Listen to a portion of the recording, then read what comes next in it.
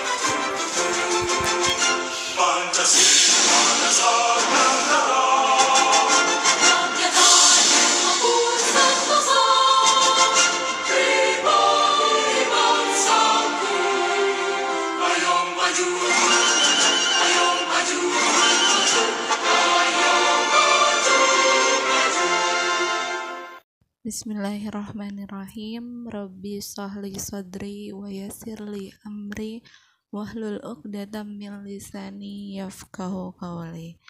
Pada hari ini kita akan membahas materi kita tentang penerapan Pancasila dari masa ke masa. Pancasila berkedudukan sebagai dasar negara dan pandangan hidup bangsa. Dalam perkembangannya, Pancasila memiliki 3 periode. Yang pertama yaitu pada awal kemerdekaan. Pada awal kemerdekaan, penerapan Pancasila sebagai dasar negara dan pandangan hidup bangsa menghadapi berbagai ancaman. Bangsa Indonesia harus menghadapi oknum yang berusaha mengganti Pancasila dengan ideologi yang tentunya bertentangan dengan kepribadian bangsa Indonesia. Berbagai upaya untuk menggantikan Pancasila dilakukan melalui pemberontakan PKI di Madiun tahun 1945 dan DITII. Pemberontakan PKI di Madiun tahun 1948 dan DITII. Pemberontakan PKI, Partai Komunis Indonesia atau disingkat sebagai PKI, memberontak pada tahun 1948 di Kota Madiun, Jawa Timur, yang dijadikan sebagai basis pemberontakan. Pada tanggal 19 September 1948, Musso atau tokoh PKI yang pada tahun 1926 melarikan diri ke luar negeri setelah PKI gagal melakukan pemberontakan terhadap Belanda. Kemudian memproklamasikan berdirinya Negara Republik Soviet Indonesia. Tujuan Musso adalah merebut kekuasaan dan menggantikan dasar Negara Republik Indonesia yang berdasarkan Pancasila dengan komunisme. Pemerintah segera menumpas pemberontakan. Selanjutnya, Tentara Republik Indonesia dengan dukungan rakyat berhasil merebut kembali Kota Madiun, yaitu pada tanggal 30 September 1948. Pada saat itu, Musso pun tewas ditembak dalam sebuah pengepungan oleh TNI yang terjadi pada tanggal 31 Oktober 1948 di Samandang, Ponorogo, Jawa Timur. Tumpasnya pemberontakan dalam waktu relatif singkat membuktikan kesetiaan rakyat pada Pancasila dan NKRI atau sering disebut sebagai Negara Kesatuan Republik Indonesia.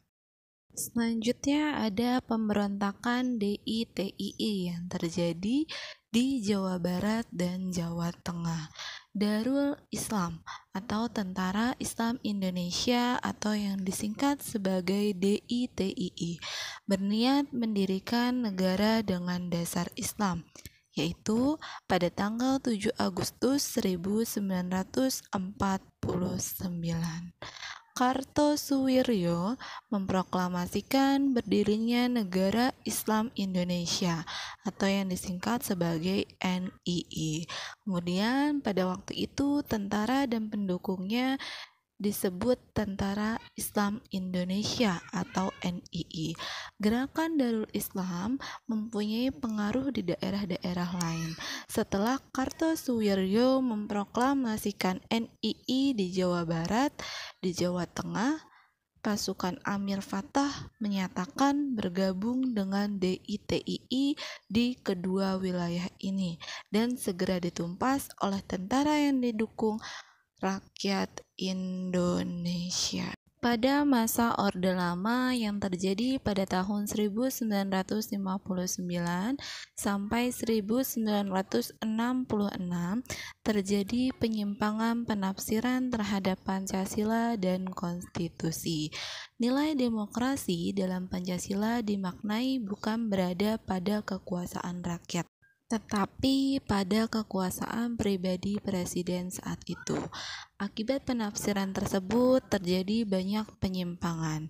Di antaranya yang pertama diangkatnya Presiden Soekarno sebagai presiden seumur hidup. Yang kedua, pembubaran DPR. Dari hasil pemilu 1955 oleh Presiden melalui penempatan Presiden atau Penpres nomor 3 tahun 1960 tentang pembaharuan susunan Dewan Perwakilan Rakyat yang ditetapkan pada tanggal 5 Maret tahun 1960. Pembubaran ini terjadi karena DPR tidak menyetujui RAPBN atau Rancangan Anggaran Pendapatan Belanja Negara tahun 1960 yang diajukan oleh pemerintah. Yang ketiga, anggota Dewan Perwakilan Rakyat Gotong Royong atau disingkat DPR-GR tidak dipilih oleh rakyat, tetapi sebagian besar dipilih dan diangkat langsung oleh Presiden. Pada tanggal 24 Juni tahun 1960 dikeluarkan Penetapan Presiden nomor 4 tahun 1960 tentang Dewan Perwakilan Rakyat Gotong Royong. Nah, berdasarkan pasal 3 Penpres tersebut, anggota-anggota Dewan Perwakilan Rakyat Gotong Royong termasuk ketua dan wakil ketua diangkat dan diberhentikan oleh Presiden. Yang keempat, pelaksanaan politik konfrontasi. Indonesia melakukan konfrontasi dengan Malaysia yang dianggap negara boneka Inggris. Pada tanggal 3 Mei tahun 1964, Presiden Soekarno memberikan komando pengganyangan Malaysia atau Dwikora. Indonesia kemudian keluar dari keanggotaan Persatuan Bangsa-Bangsa atau PBB pada 7 Januari tahun 1965.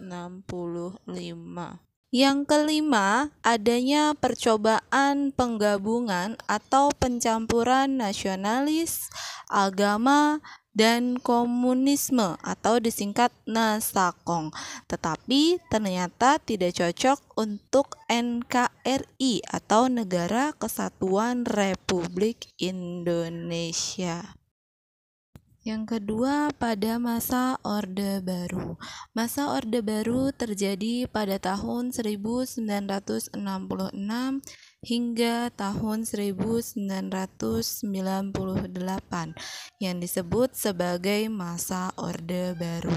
Orde Baru diharapkan dapat melaksanakan Pancasila dan Undang-Undang Dasar Negara Republik Indonesia tahun 1945 dengan murni dan konsekuen. Presiden Soeharto sebagai pengemban amanat rakyat Indonesia kemudian menjalankan sejumlah kebijakan dengan dasar penegakan stabilitas keamanan dan pembangunan ekonomi. Beliau membuat pemahaman Pancasila disusun dalam konsep P4 atau pedoman, penghayatan, dan pengamalan Pancasila atau sering disebut sebagai Eka Prasetya Pancakarsa. Orde Baru awalnya memberikan angin segar pada pengamalan Pancasila. Namun, terdapat kebijakan-kebijakan yang dikeluarkan yang kemudian dianggap tidak sesuai dengan jiwa Pancasila. Dengan anggapan tersebut yang tidak sesuai dengan jiwa Pancasila pada masa Orde Baru, ada beberapa hal. Yang pertama, kebijakan pers dianggap terbatas. Terdapat penghentian penerbitan media massa seperti majalah Tempo dan tabloid Detik. Yang kedua, pemerintahan cenderung sentralistik. Yang ketiga, demokrasi cenderung dikekang. Antara lain, hanya ada 3 partai yang boleh ikut pemilihan umum sejak pemilu tahun 1977 hingga pemilu tahun 1997. Yang keempat, terdapat korupsi, kolusi, dan nepotisme atau disingkat sebagai KKN, sehingga menjadi suatu penyebab kemunduran ekonomi di Indonesia. Selanjutnya, masa tahun 1998 sampai sekarang. Masa tahun 1998 sampai sekarang ini disebut sebagai masa reformasi. Pada awal masa ini, kemunduran ekonomi Indonesia dan dugaan penyelewengan terhadap Pancasila membuat turunnya Presiden Soeharto. Gerakan ini disebut Gerakan Reformasi. Pada tanggal 21 Mei tahun 1998, Presiden Soeharto akhirnya menyatakan mundur sebagai Presiden Republik Indonesia dan digantikan oleh wakilnya B.J. Habibie. Pergantian pemimpin membuat harapan rakyat atas hal tersebut menguat. Hak rakyat untuk mendirikan partai-partai politik pun bermunculan. Jika pemilihan umum tahun 1977 sampai 1997 hanya diikuti 3 partai, pemilihan umum tahun 1999 diikuti oleh 48 partai. Pada masa reformasi juga dilakukan perubahan atau amandemen Undang-Undang Dasar Negara Republik Indonesia tahun 1945 yang bertujuan untuk menyempurnakan aturan dasar negara. 1. Perubahan adalah pembatasan masa jabatan.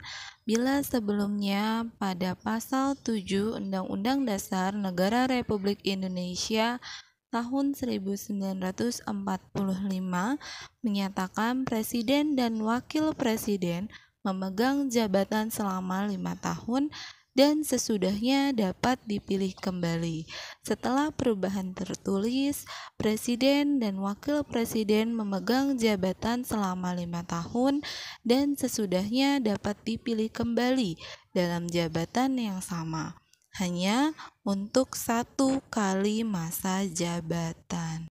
Demokrasi pada masa reformasi berkembang pesat. Untuk pertama kalinya, pada tahun 2004, pemilihan presiden dan wakil presiden untuk periode tahun 2004 sampai tahun 2009 dilakukan secara umum dan langsung. Warga negara Indonesia atau yang sering disingkat sebagai WNI dapat memilih presiden dan wakil presiden dalam pemilihan umum.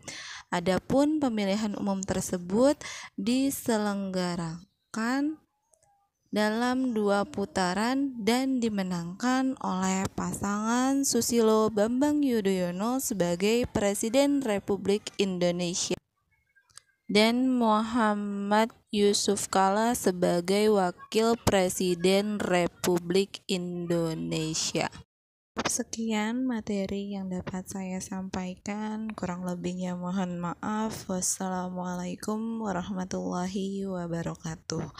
Nah, untuk tugasnya silahkan kalian buka LKS halaman 7. Di situ ada penilaian harian, kalian kerjakan nomor 1 sampai 5. Tulis jawabannya saja. Setelah selesai, di buku tulisnya tersebut dikasih nama, kelas, dan tanggal. Lalu dikirim ke WA saya, di Japri aja ya.